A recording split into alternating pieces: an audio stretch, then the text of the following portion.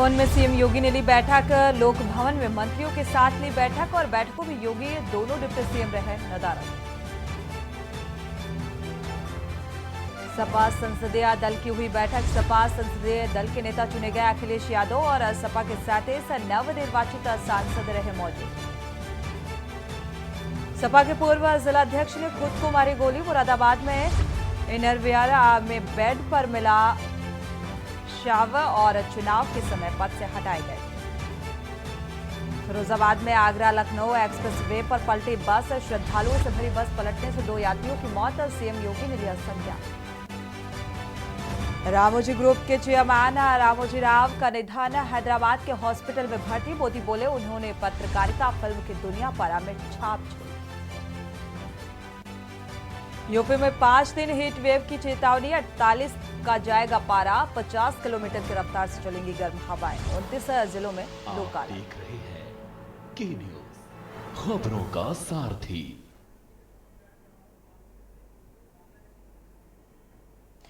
खबर उत्तर प्रदेश के साथ मैं सूरी चौहान। खबरों का रुख कर सीधे आपको दिल्ली लेकर चलते हैं, जहां पर प्रधानमंत्री पद की शपथ के इस मौके पर बांग्लादेश की प्रधानमंत्री शामिल होने के लिए इस खास कार्यक्रम में पहुंची हुई हैं। ये सीधी तस्वीरें सामने आ रही हैं। आप इस ग्रीन कलर की साड़ी में आप देख पा रहे हैं बांग्लादेश की पीएम शेख हसीना दिल्ली पहुंची हुई हैं। और फिलहाल जो तैयारियां हैं, जो कलाकार हैं यहाँ पर, फिलहाल इनके साथ फोटो सेशन करती हुई ये तस्वीरें बेहद अहम हैं। बांग्लादेश की ये पीएम है शेख हसीना, जो इस खास कार्यक्रम में हिस्सेदारी लेने के लिए पहुंच रही हैं।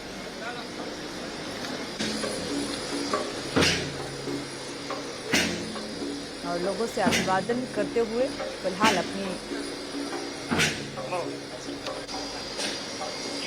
रवानगी की तैयारी इस कार्यक्रम में हिस्सा लेने के लिए, क्योंकि आज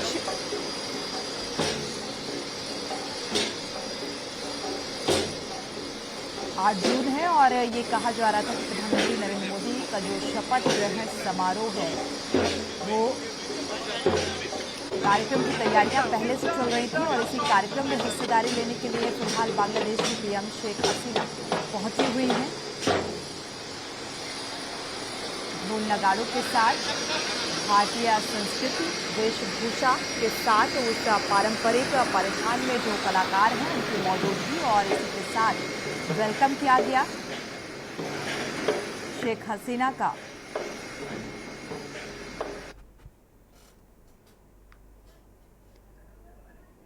और इसी बीच लखनऊ से अहम खबर आपको बता दें। लखनऊ से अहम खबर सामने आ रही है। लोक भवन में चल रही बैठक खत्म हुई है। मंत्रियों के साथ चल रही सीएम की बैठक खत्म। मुख्यमंत्री योगी आदित्यनाथ की अध्यक्षता में ये बैठक हुई और चुनाव के बाद पहली बार मंत्रियों के साथ ये बैठक गुड गवर्नेंस के साथ काम करना है। सुरेश खन्ना ने इस बात का जिक्र किया और विकास कार्यों को लेकर ये बैठक हुई। तो मंत्री योगेंद्र उपाध्याय की प्रतिक्रिया सामने आई। लोक भवन में जो बैठक चल रही थी, फिलहाल ये बैठक संपन्न हुई है। तो लोक भवन में चल रही बैठक समाप्त हुई। सीएम योगी आदित्यनाथ की अध्यक्षता में ये बैठक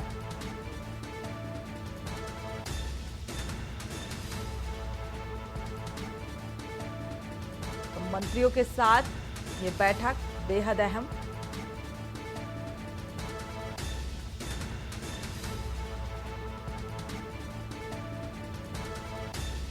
चुनाव के बाद सीएम ने मंत्रियों संग ये बैठक की और ये जानने की कोशिश भी, ये बिंदु भी इस बैठक में शुमार किया गया होगा, क्योंकि लगातार जिस तरीके से भारतीय जनता पार्टी की जो परफॉर्मेंस रही लोकसभा चुनाव में उत्तर प्रदेश में, वो काफ़ी चर्चा का विषय भी है कई अहम सीटों को लेकर।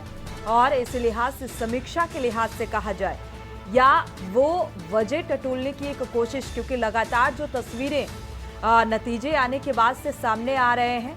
तस्वीरें जो सामने आई कल संसद की तस्वीरें, जहां पर सीएम योगी आदित्यनाथ जो हैं उनके चेहरे पर फिलहाल वो मायूसी नजर आई उन नतीजों को लेकर और लगातार रिजल्ट पर चर्चाएं जोरों पर हैं और वजह जानने की कोशिश इस बैठक के जरिए कहा जा सकता है। तमाम जो मंत्री हैं वो फिलहाल इस बैठक में मौजूद रहे। लोक भवन में ये बैठक चल रही थी जो कि अब समाप्त हुई है। तो चूक कहां पर हुई, वजह क्या रही, ये तमाम बिंदु भी इस बैठक में शामिल किए गए होंगे। रिपोर्ट तलब किया गया। लगातार ये चर्चाएं भी जोरों पर रहीं। चुनाव के बाद ये बैठक इस लिहाज से बेहद अहम।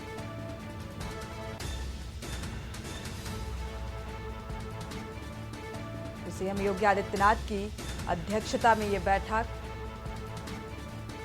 परिणामों को लेकर, लोकसभा चुनाव के परिणामों को लेकर मंथन लगातार भारतीय जनता पार्टी का जारी है।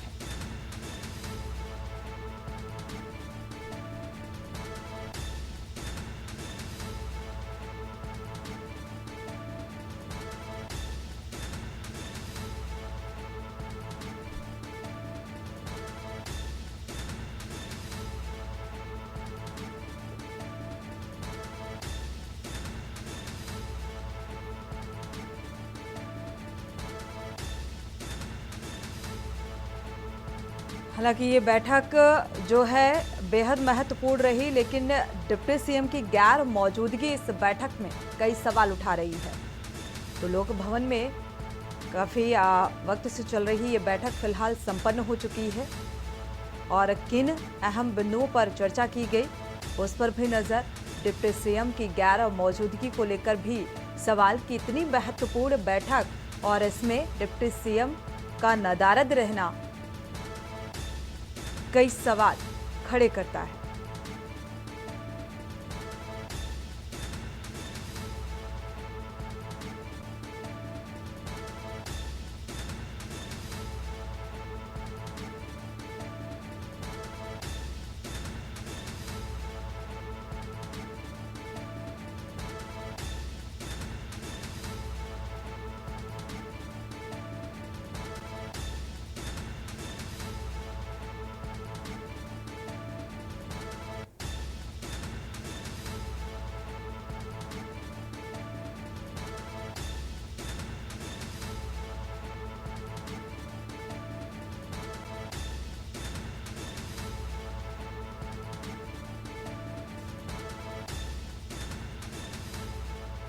संदीप मिश्रा इसी खबर पर जुड़े हुए हैं लखनऊ से संवाददाता। संदीप, ये बैठक जो है लोकसभा चुनावी नतीजे आने के बाद इसलिए भी बेहद अहम मानी जा रही है कि भाई क्या उन तमाम कारणों पर इस बैठक में मंथन किया गया, कौन कौन से महत्वपूर्ण बिंदु रहे जो इस बैठक में उठाए गए, कौन कौन से मंत्री शामिल रहे और डिप्टी सीएम की गैर मौजूदगी इतनी महत्वपूर्ण बैठक में।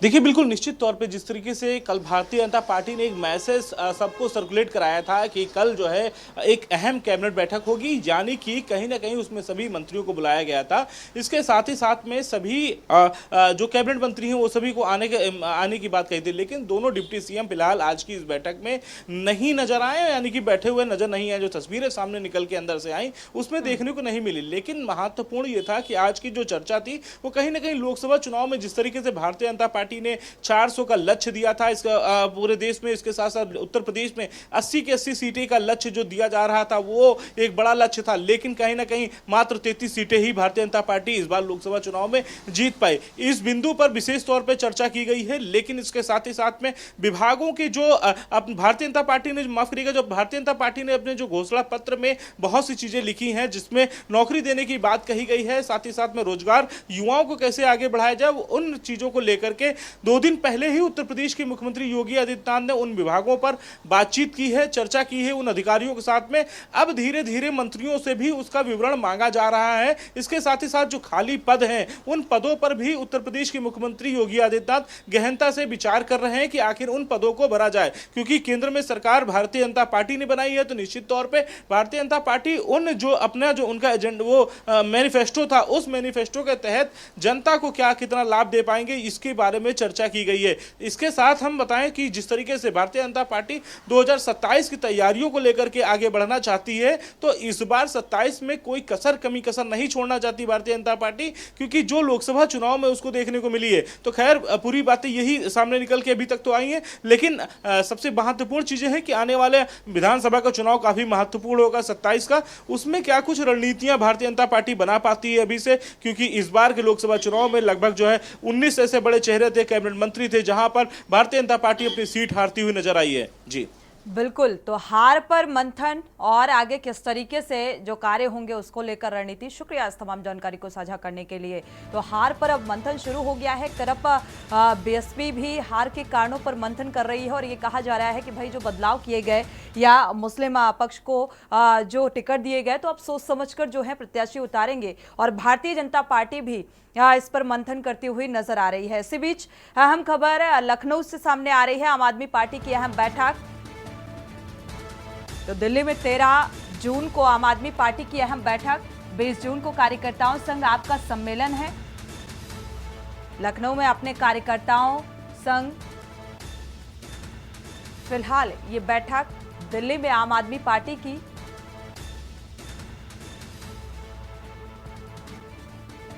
और साथ ही 20 जून को सम्मेलन का आयोजन। तो अपने कार्यकर्ताओं के साथ ये सम्मेलन आयोजित किया गया है आम आदमी पार्टी की तरफ से।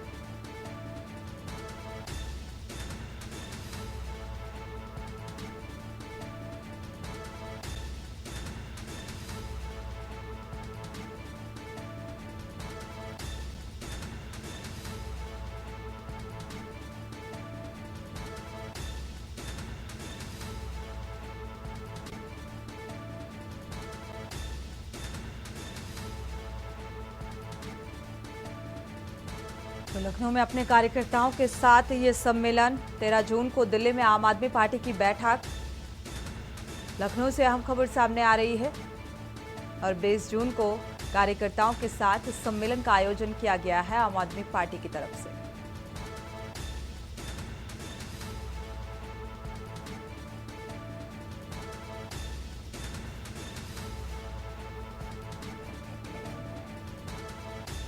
लखनऊ से अहम खबर आपको बता रहे हैं। हालांकि दिल्ली के जो नतीजे सामने आए वो काफी चौंकाने वाले रहे। जिस तरीके से भारतीय जनता पार्टी ने 7 सीटों पर जीत हासिल की। वक्त एक छोटे से ब्रेक का, लौटेंगे जब। आप देख रहे हैं के न्यूज़ खबरों। ब्रेक से वापस आ रहे हैं, रुक करते हैं खबरों का। मुरादाबाद से अहम खबर, सपा के पूर्व जिला अध्यक्ष का शव मिला है। संदिग्ध परिस्थितियों में उनके ही आवास में ये शव पाया गया। आवास के निचले तल पर बने कमरे में शव मिला। गोली लगने से मौत है और मौत होने की जानकारी, गोली मारकर आत्महत्या करने की भी आशंका जताई जा रही है। चुनाव के समय पद से हटाए गए थे डीपी यादव और घटनास्थल को पुलिस ने पूरी तरीके से कार्डन ऑफ फोरेंसिक टीम को मौके पर बुलाया गया है। सीसीटीवी कैमरे भी खंगाले जा रहे हैं। लगातार इस घटना को लेकर जांच पड़ताल, तफ्तीश प्रशासनिक स्तर पर जारी है। पुलिस के आला अधिकारी भी मौके पर मौजूद हैं। तो थाना मझौला इलाके के बुद्धि विहार में रहते थे सपा नेता और अचानक हुए इस घटनाक्रम से कई अहम बिंदुओं पर जांच पड़ताल, ये जानने की कोशिश कि ये हत्या है या फिर आत्महत्या।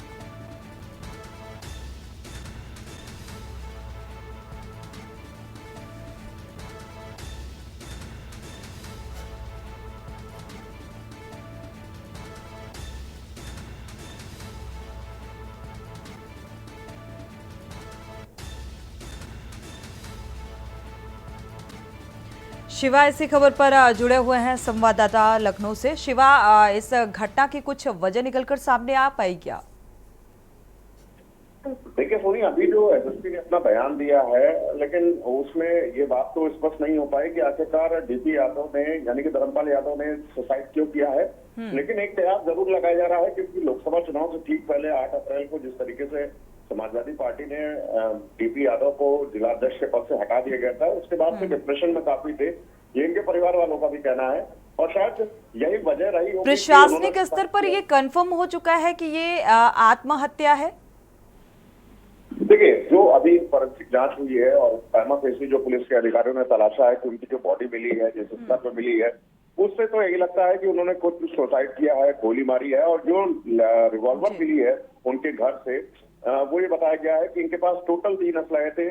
चूंकि लोकसभा चुनाव था, इससे पहले 2 जो असलाहे थे उन्होंने पुलिस में जमा करा दिए थे, लेकिन एक असला जो उनकी डीपी यादव की पत्नी के नाम पर है, वो उनके घर पे रखा होता और उसी असलाहे से गोली मारी गई। अपने जो दाहिना हाथ है उससे गोली चली है और अपने दाहिनी कनपट्टी की ओर उन्होंने गोली मारी है।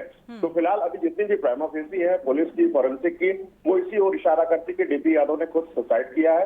और उनके परिवार वाले भी किसी भी तरीके का कोई शक किसी के ऊपर या कोई रंजिश इस तरीके का स्वीकार नहीं कर रहे हैं। लेकिन मुरादाबाद के अंदर सपा के पूर्व जिलाध्यक्ष का इस तरीके से सुसाइड करना, ये पुलिस विभाग में नहीं, उनके कार्यकर्ता के जहन में भी इस बात को गले से नहीं उतर रहा है कि लंबे समय से ये समाजवादी पार्टी में जुड़े हुए हैं। और चूंकि लोकसभा चुनाव से पहले हमने देखा कि जो खींचतान हुई मुरादाबाद के अंदर, पूर्व सांसद एसटी हसन को टिकट दिया गया, फिर उसके बाद उनका टिकट काट करके रुचि वीरा को वहां से टिकट दिया गया, तो वहां पर 2 फाड़े हो गई थी समाजवादी पार्टी की। और शायद इसी वजह से डीपी यादव को जिलाध्यक्ष के पद से पार्टी ने हटाया था और उनको हटा करके उनको पैदल कर दिया था।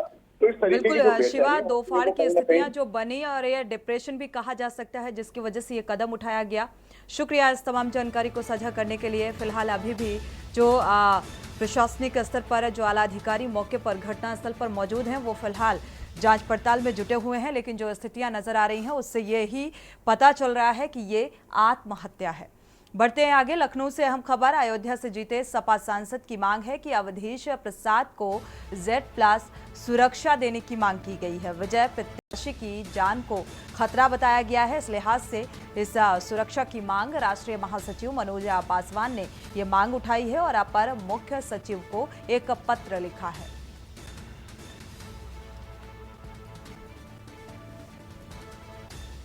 तो जान का खतरा, इस लिहाज से Z+ सुरक्षा की मांग की गई है और अपर मुख्य सचिव को एक पत्र लिखा गया है। हमीरपुर से अहम खबर। मनचले को युवती को छेड़ना भारी पड़ गया। युवती की मां और इलाके के लोगों ने मनचले को पीट दिया। महिला थाना से चंद कदमों की दूरी पर यह घटना हुई।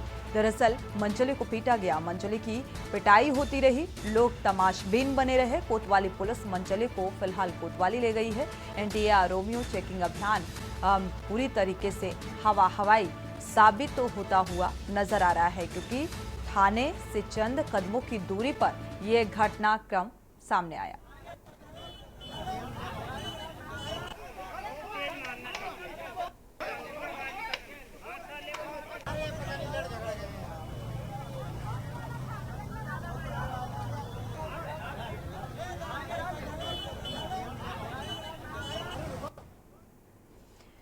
कौशाम्बी से आपको खबर बता दें। कौशाम्बी से अहम खबर है। युवक का संदिग्ध परिस्थितियों में शव मिला है। केसरिया नेशनल हाईवे के बगल नाले में ये शव पाया गया। कई दिनों पुराना ये शव बताया जा रहा है। शव मिलने से क्षेत्र में दहशत का माहौल। सूचना मिलते ही पहुंची पुलिस ने शव को कब्जे में लिया और मृतक युवक मानसिंह पुत्र जगतपाल के रूप में शिनाख्त पहचान की गई। मृतक युवक की उम्र करीब 35 वर्ष बताई जा रही है। केसरिया नहर के पास से ये फिलहाल घटनाक्रम सामने आ रहा है। लखीमपुर खीरी से अहम खबर आपको बता दें। नशे में धुत दबंग ने दुकानदार की हत्या कर दी। उधर फिलहाल लाठी डंडे से पीट कर मौत के घाट उतार दिया गया। बगैर पैसे दिए नमकीन उठाने का विरोध महंगा पड़ गया। नमकीन न देने की रंजिश में इस घटना को अंजाम दे डाला। तो नशे में धुत ये पूरा घटनाक्रम सामने आ रहा है। किराना दुकानदार की हत्या से इलाके में सनसनी और पुलिस ने शव को कब्जे में लेकर पोस्टमार्टम के लिए भेज दिया है और इस पूरे मामले की तफ्तीश शुरू कर दी।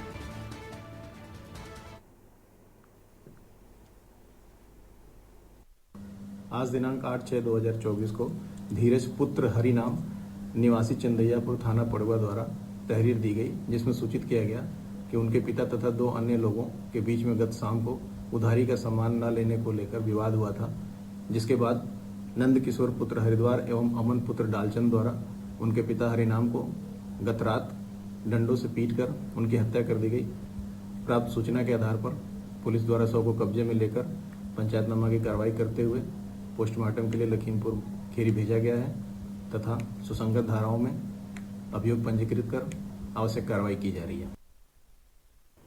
रायबरेली से अहम खबर, पुलिस ने चोरी खोए हुए 101 मोबाइल फोन फिलहाल बरामद किए हैं। सर्विलांस एसओजी टीम ने बरामद किए चोरी और खोए हुए मोबाइल चोरों का सुराग अभी तक पुलिस नहीं लगा सकी, सवालों के घेरे में है। रायबरेली पुलिस 15 लाख कीमत के ये जो मोबाइल फोन है बताए जा रहे हैं, जिनकी बरामदगी कर ली गई है। रायबरेली एसपी ने गुड वर्क कर पुलिस की पीठ थपथपाई है।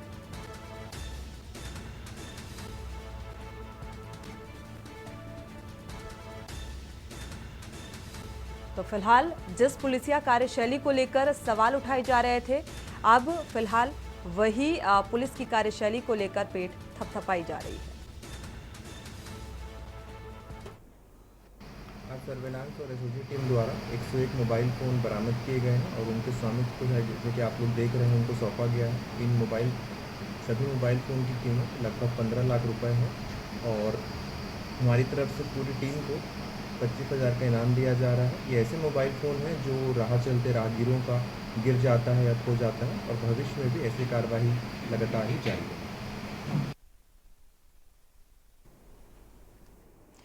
और अहम खबर से आपको रूबरू करा दें, समाजवादी पार्टी की बैठक हुई और बैठक के बाद कई प्रतिक्रियाएं सामने आई हैं। सुनाते हैं आपको क्या कुछ प्रतिक्रिया निकलकर सामने। मोहनलालगंज सीट सांसद आर के चौधरी हमारे साथ मौजूद है। सर, आप बैठक करने आए हैं, अखिलेश यादव के साथ में बातचीत करेंगे, क्या कितनी प्राथमिकताएं होंगी इस बैठक को लेकर? भाई देखो, ये तो अंदर की बात है, माननीय अखिलेश यादव बताएंगे कि क्या करना है। हम लोग तो जीत के आए हैं, जो बताएंगे सुन लेंगे। अगला सवाल। भाजपा के केंद्रीय मंत्री को आपने हराया है, कितनी बड़ा टास्क था आपके लिए? भाई देखो, भाजपा नहीं थी, नहीं केंद्रीय मंत्री नहीं था, भाजपा थी, क्योंकि कौशल जैसे नेता जो दलित समाज पैदा हुए हैं, चाहे कितने बड़े मंत्री हो जाएं, लेकिन बीजेपी के नेताओं के झोली ढोना पड़ता है। कौशल कितना किया मैंने जानता नहीं, लेकिन काम नहीं कर पाए, क्योंकि क्योंकि पब्लिकली बोलते थे, हमारी कोई सुनता नहीं, अधिकारी हमारे सुनते नहीं। भाई जब दलित समाज पैदा हुए हो और आरएसएस जैसे पार्टी में गए हो, कोई काहे सुनेगा? आरएसएस नहीं सुनेंगे, लेकिन अधिकारी क्यों सुनेगा? क्योंकि जानते हैं कि जो बीजेपी और आरएसएस कहेगी वो ये करेंगे। पब्लिक भी नाराज और ऊपर भी नाराज, सब नाराज। विकास को लेकर के कोई आगे काम करेंगे आप मोहनलालगंज सीट? नहीं, हमारे यहाँ नारा लग रहा ना, भरोसा के साथ कि बिजली पानी सड़क अधूरी आर के चौधरी करेंगे पूरी, उसमें खरा उतरने की कोशिश करेंगे।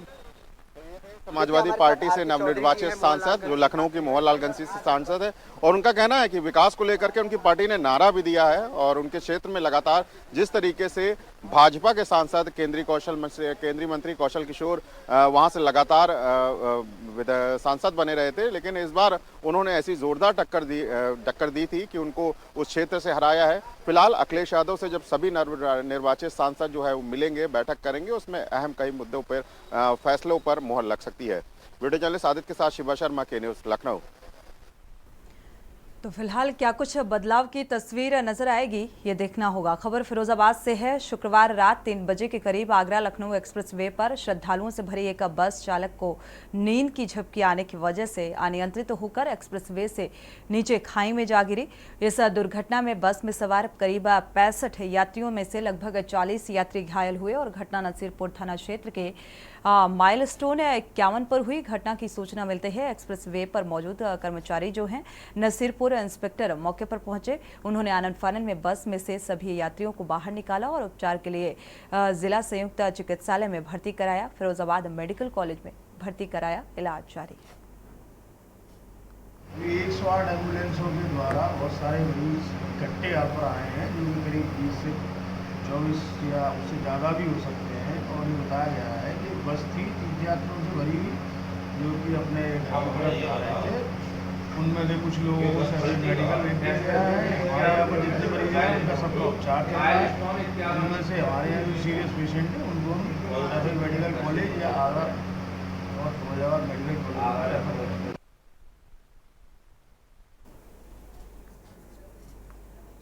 इसी के साथ बुलेटिन में इतना ही। आगे खबरों के लिए आप देखते रहिए के न्यूज़ इंडिया। इस कार्यक्रम के प्रायोजक करता है गोल्डी मसाले। और स्वाद ऐसा तो रिश्तों में गुस्सा कैसा। इस कार्यक्रम के प्रायोजक करता है राजश्री इलायची टशन का जश्न। इस प्रोग्राम के प्रायोजक हैं सम्मकूल कूलर, जो हर दिल करे कबूल। सम्मकूल।